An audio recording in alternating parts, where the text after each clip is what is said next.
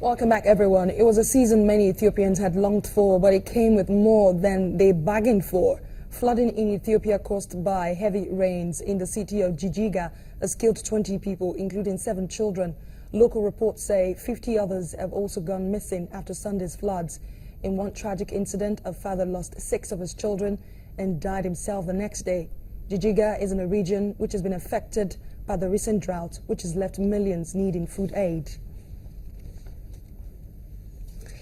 And now, on February the 25th, 2016, the president of Ghana, John Dramani Mahama, during a State of the Nation's address to the Ghanaian parliament, announced that starting from July 2016, citizens of the member states of the African Union can obtain visas on arrival in Ghana with the option of staying for up to 30 days.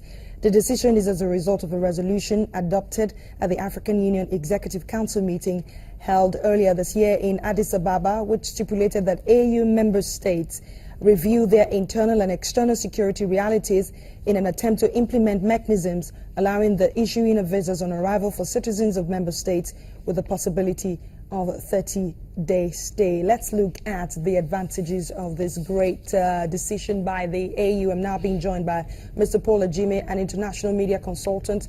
He joins me now on Network Africa. Thank you so much.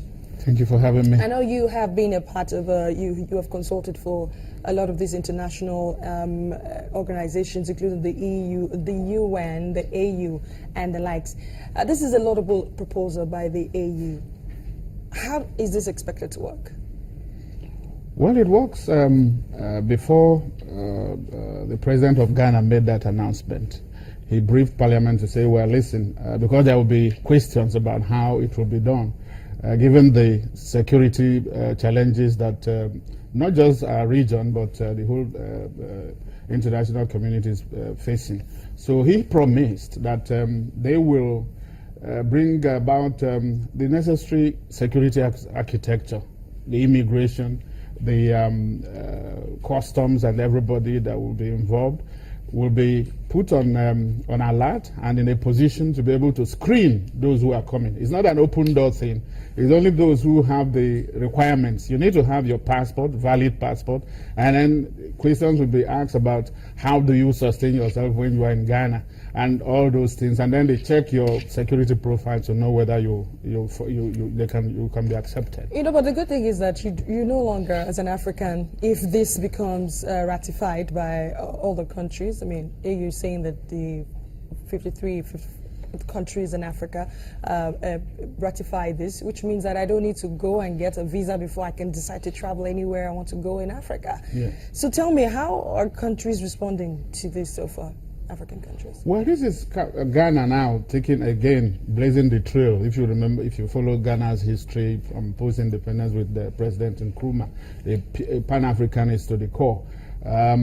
You know, they are just saying, let us lead and see how the others will follow. But it's a good thing, even though it's coming rather late, because by now we should be talking about deeper integration of Africa, African unity. Remember, they talked about the United States of Africa and all that. But all seems to be lip service. There is no deepening. There is no total commitment. You don't find deliberate national policies that support this. But better late than never, they say. Now that it starts, the hope is that the other countries will follow. But it's not an open door. You don't just wake up and go to the airport and say you are going somewhere. I guess the Ghana, they are also targeting, you know, to improve tourism, you know, economic growth. But by the time, remember, what informed it again is that many people, you've traveled around Africa to see how, you know, the difficulties you face, and checkpoints, and then security, border security people, you know, extorting travelers. But here, they are now saying, you can come, but of course, there are some basic requirements that you need to meet. And then, don't forget that ECOWAS, you know, credits you go to that organization already. They have a visa-free policy with the 1979 protocol on free movement. But it's not just free. Remember that at times when the economic crunch comes, you find people expelling, but that falls against the principle. But this policy is going to stimulate tourism, economic development, and benefits will come from it. Right. And then also people.